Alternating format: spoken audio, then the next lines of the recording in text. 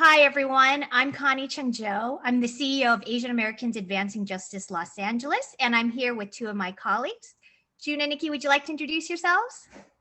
Sure. Hi, everyone. My name is Nikki Dominguez. I am the Policy Director here at Asian Americans Advancing Justice Los Angeles. Hi, I'm June Lim, and I am the Demographic Research Project Director at Advancing Justice Los Angeles. So, we just wanted to have a candid conversation about something that happened last week. So, in Washington State, there was a school district that decided in its report to categorize Asians with whites and keep them out of people of color, which was reserved for Pacific Islanders, Blacks, Latinx, and Indigenous students. And it did cause some controversy. And since then, the school district has pulled the report off of its website and it's issued an apology. But I thought it would be good to have a conversation to explain why this was troubling and maybe unpack a little bit about the issues here. Because for me, this was a complete example of the model minority myth. And this is problematic for a couple reasons. And I thought we should kind of talk about that.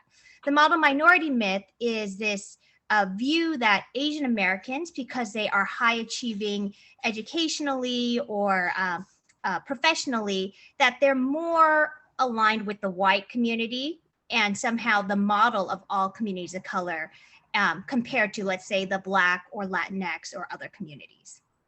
So, June, let's start with you. Tell us, what is the problem with this model minority myth? So the model minority myth assumes that Asian Americans are a monolithic group. And when that happens, our community's needs are overlooked.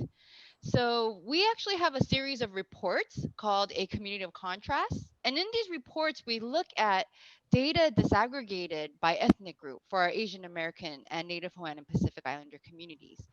And when you look at the data disaggregated by ethnic group, you see that there is significant diversity across social and economic factors. And recognizing the diversity of Asian Americans is critical to really address the unique needs of our most disadvantaged communities, and also to highlight the need to allot critical resources to these communities. For example, when we look at poverty rates, we have a higher, Asian Americans in general have a higher rate of poverty and lower per capita income than whites. But Hmong and Cambodian Americans have among the highest rates of poverty across racial and Asian American ethnic groups. In fact, their rates of poverty tend to be higher than Latinos and Black and African Americans. When we look at rates of home ownership, Southeast Asian Americans again have among the lowest of any racial or Asian American ethnic group. And since we're talking about education, when we look at educational attainment, the range of educational attainment is considerable. So South Asian Americans have among the highest levels of post-secondary degree attainment. But Southeast Asian Americans have among the lowest levels of post-second degree education attainment. And not only when we look at college degree attainment, but also they have among the lowest rates of completing their GED or attaining their high school degree. So when we look at data that's disaggregated, we know where we are doing well, and we also know where we need extra targeted support. And Nikki, maybe you can tell us a little bit more about how, when we look at Asian Americans as a whole, the needs of education services can be overlooked. Sure. Thank you so much, June. And yes, exactly. So one of the things that happens, and one of the things that happens in this example with this district in Washington, is that they took aggregated data. So taking all of these ethnicities and creating this pan-Asian American term. And what ends up happening is there's this wide range of data from high achieving communities and really low achieving communities, not because of their academic rigor or anything, but just the lack of opportunities, high poverty rates, and all these other factors that all get mashed together. And this is really scary when it comes to policy, because if we have bad data, we can make bad policy decisions. And some of the decisions that we currently see being done with this data is, one would be like, these communities don't need extra help. They're not really part of the community of color category because they don't need help because they're doing so great. But in reality, there's a lot of communities within that that are being left behind. It's kind of thinking that we're post-race and not really integrating in larger frame in our policy making. It also goes to erase the needs of these students, right? So when we look at low income first generation students from Southeast Asian families, they don't get the same attention or the same resources that other students of color might get because of aggregated data and policy making that is based on this. And so what ends up happening is that these communities get entrenched in more poverty rates, and it's kind of that not being able to break that cycle. And then the other thing that I would lift with the model minority myth is that it's conditional, right? And so things like policy that really doesn't understand the fact that students of color are still seen as forever others or foreigners here in the United States, then don't have the opportunity to be able to uplift and celebrate the diversity of Asian American students in a way that it really includes them and makes them feel part of our education system. So, Nikki, what are some of the specific needs that perhaps a Cambodian or a Hmong student might have that's different?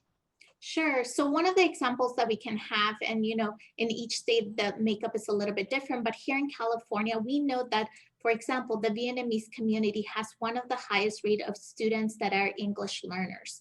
But when we look at how we're allocating resources for English learner students or even their parents in order for them to be really active in participating in uplifting their children through their education careers, we see that the dollars are not being followed because of aggregated data or policy making based on aggregated data that does not uplift the needs of these sort of students. And that's just one example.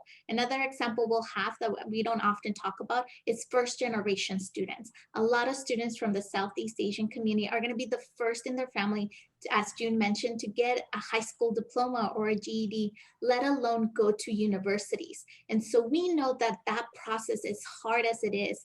And when we're not saying these students need language, accessible information for their families, but also resources that are culturally competent about their experience and their family's experience, then we're really creating more barriers for them to have access to higher education as well. Great. And June, you had mentioned that the data points that you had for your community of contrast report. What was the main data source you used? How do you know that it's legit? So we primarily use the census data, and that's the decennial census and also the American Community Survey data. And that's really the data set that has a lot of demographic information about our communities.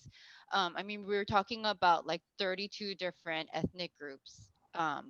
And it's a very rich source of data that allows us to look at our communities and really appreciate the diversity across our ethnic groups. Great. Nikki, in California, we just had Proposition 16 to try to bring back affirmative action, which did not pass here. Can you kind of tie in how that ties into this bigger picture of the model minority myth and why it's important to address that? Sure. So I think for Asian Americans, affirmative action has a really long history. And I think one of the things that we have to think about, and it's really interesting because a lot of folks don't talk about, is actually how the Asian American community has historically interacted with our education system and other systems. And, one thing that we kind of live would be, the experience of Chinese Americans in the South during Jim Crow and them being classified as people of color and being barred from white schools, right? There was a huge push for Chinese Americans in the South then to assimilate and become not threatening almost to white folks in order to have access to white schools. And this has created like a snowball effect when it comes to Asian Americans being seen as this model minority and being used then to undermine and really disarm the claims from other communities of colors regarding the need for resources. And it's really putting communities of color against one another, and then uplifting the Asian American community as this model minority, as mentioned. But in reality, there's no real benefits that come from it, because assimilation is not the goal for communities of color. It should be like the inclusion and diversity of the United States becoming representative of communities of colors that it makes up. And so when we look at things like affirmative action, that becomes really hard to understand for a lot of folks, and for the Asian American community that has been really pushed into assimilating. It becomes really interesting to think about themselves as being outside when they worked so hard to be seen as being part of the internal system. Yeah, that makes sense, because when I looked at this and the way the school district literally put Asians and whites together, separating Asians from people of color, what that did is it made a wedge. It was an Asians are with the whites versus them who are communities of color. And I think right now with things like the discrimination that's happening against Asians during COVID, and then with the Black Lives Matter movement and addressing kind of systemic racism, I see a lot more affinity with my Black and Latinx and indigenous communities in trying to address civil rights than I would trying to associate with white and pretending like this kind of discrimination and this otherness isn't happening to us. Mm-hmm. Okay, so could each of you give a takeaway for our audience of what they could do as next step if they're listening to this? Sure. One thing I would really like to put in is a plug-in for people who really want to learn about the rich diversity of the Asian American and Native Hawaiian and Pacific Islander communities, is to visit our website, where you can look at the reports that we have produced, the community of contrast reports that really help to dispel the model minority myth. And you can really see in charts and tables and whatnot just how diverse our communities really are, and then everyone could have a better understanding of what the critical needs of our most disadvantaged communities are. And June, you had mentioned that the community contrast reports were based on 2010 census data. So what about now with 2020 census that's just wrapped up? Sure. So we are getting ready to do another round of a community of contrast in a different platform. Currently, we have them available like as PDFs for download, but we are trying to make this data more accessible to community members, to partner organizations, and to anyone really who wants to learn more about our communities across the US, but also in certain states. So we'll be working on moving these reports to a digital platform.